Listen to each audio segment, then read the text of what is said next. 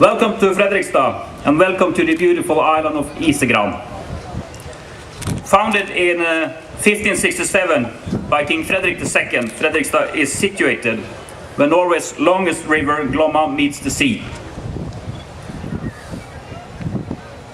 For most who undertake sail training or on tall ships, it is a positive, life-changing experience. The tall ship races is the jewel in the crown of sail training.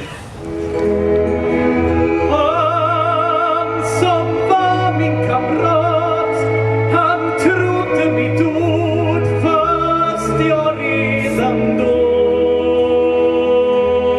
såg att längs denna väg fanns knappast det jag ville nå. They will soon be leaving Fredrikstad, but let's hope it's not the last farewell to these tall ships.